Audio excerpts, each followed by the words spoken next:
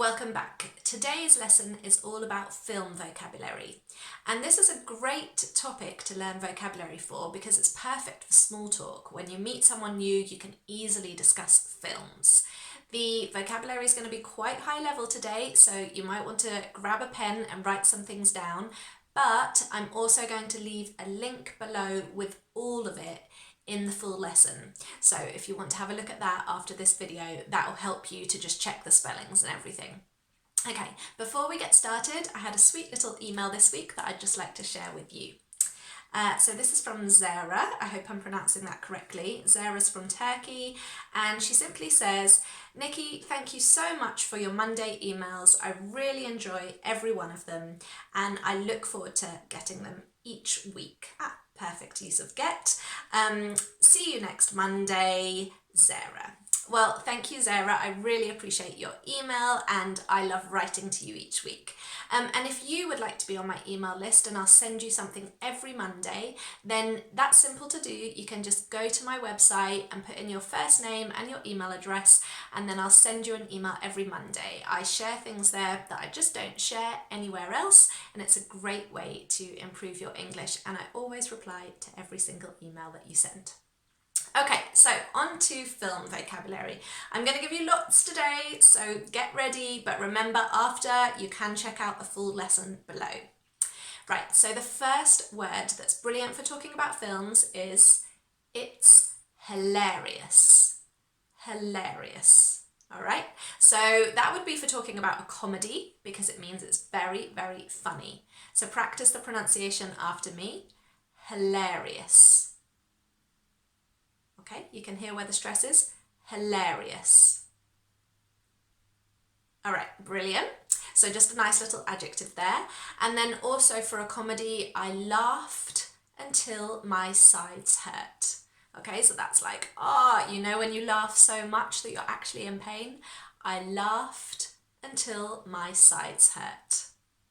And be careful with that pronunciation of laughed because it's nothing like the spelling. Laughed. Laughed. Okay, so the whole sentence after me. I laughed until my sides hurt.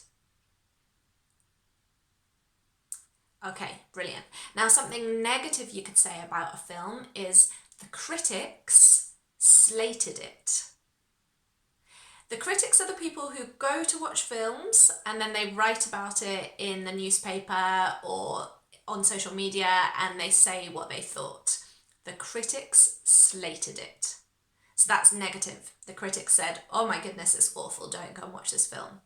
The critics slated it. Okay? I hope you're repeating after me. But you could end that sentence with the critics slated it, but I loved it. Okay? So you might have a different opinion to the critics. We often do. And then you could say, it's great if you want something light-hearted. Light-hearted. So that's a way to kind of give a recommendation to someone. It's great if you want something light-hearted. And light-hearted is just the opposite to heavy. You know, some films feel like, oh my goodness, that was hard work, it's quite heavy. Light-hearted is just easy. You don't really have to concentrate. Okay, so giving a recommendation, it's great if you want something light-hearted. Now, if you want to talk about what's actually happening in the film, you could use the words storyline or plot. That's the same thing, really. What happens in the film? What is the storyline? The storyline or the plot, and then you could describe that. The storyline is fantastic. The plot is amazing. The storyline is gripping. That's a good one. That means that you have to keep watching. The storyline is gripping. Okay, try that after me. Gripping. The storyline is gripping.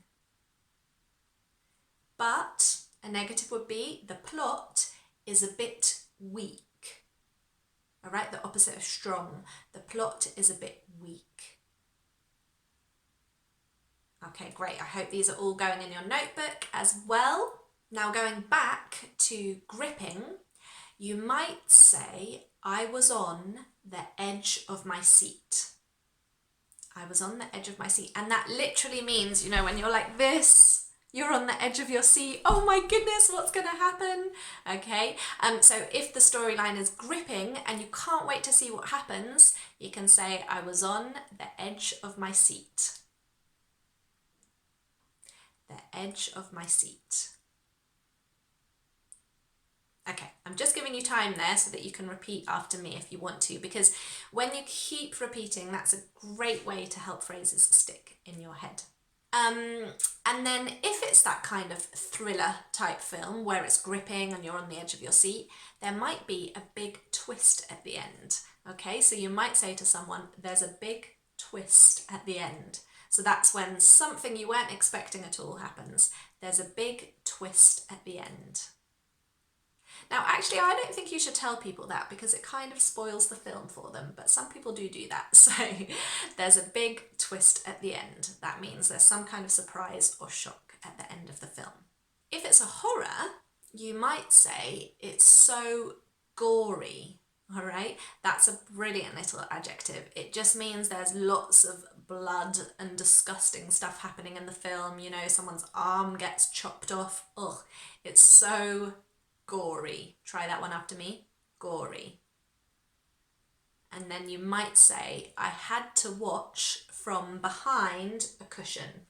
We quite often say that when we're talking about a film that's a bit scary or a bit gory. I had to watch from behind a cushion.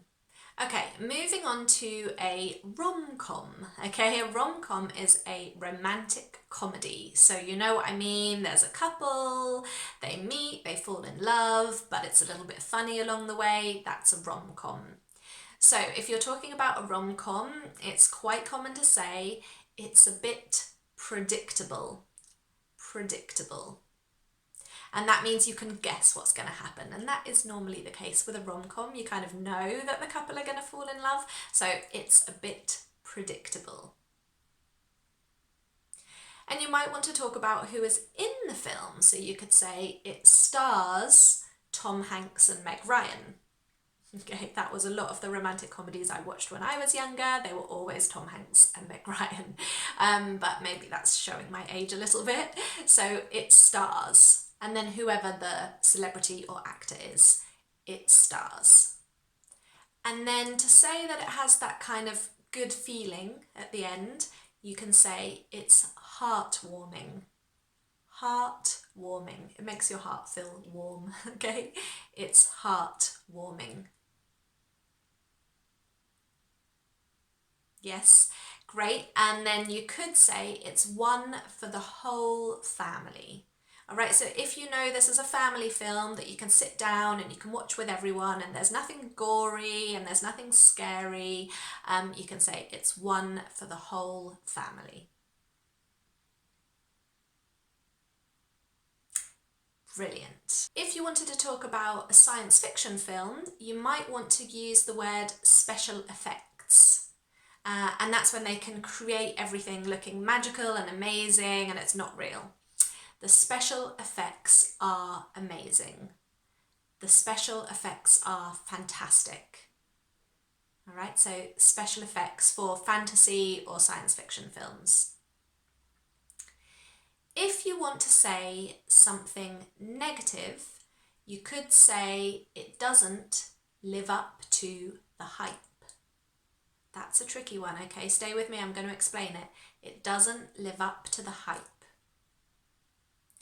So what that means is everybody is saying it's a fantastic film, you must go and see it. And that's the hype, you know, that's all of the amazing things people are saying. And then you go and see it and you're like, nah, it's all right. It doesn't live up to the hype. And actually that's not just for films, you could use that for lots of situations. There's a new restaurant that everyone's saying is amazing. You don't think it's that great, it doesn't live up to the hype. There's a new exhibition that everyone's talking about. You go, it's not that great. It doesn't live up to the hype. So people are saying it's amazing, but you don't really think so. So then you don't want to recommend the film, so you can say, I wouldn't bother if I were you. I wouldn't bother if I were you. So you're saying, if I was in your shoes, I would not go and see this film. I wouldn't bother if I were you. And finally, if you're talking about a film that is a true story, you can say it's based on a true story. Okay, so that means the storyline of the film is created around a true story. It's based on a true story. And if you want to talk about where that story happened or when that story happened, you just need it's set in. And then you could add the country or the time period. It's set in Spain, for example, or it's set in the 60s. And finally, a couple of positive phrases. It's so moving. It's so moving. And that is, you know, when you watch that film and you just get that feeling like, oh my goodness, it really, really made me feel something strong. It's so moving.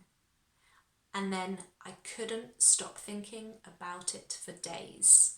We quite often say that. I couldn't stop thinking about it for days.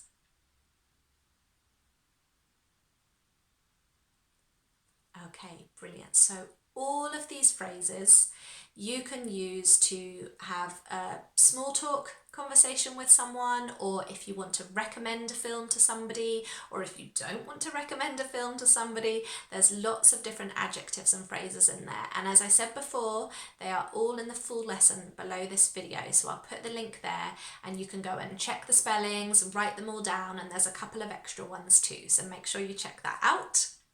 And also, don't forget to come and join my email list. I'm going to leave the link for that below, and all the other things. Give me a thumbs up, subscribe to this channel, put a comment below telling me which was your favourite phrase that you're going to use to talk about films. I will see you in the next lesson. Bye for now.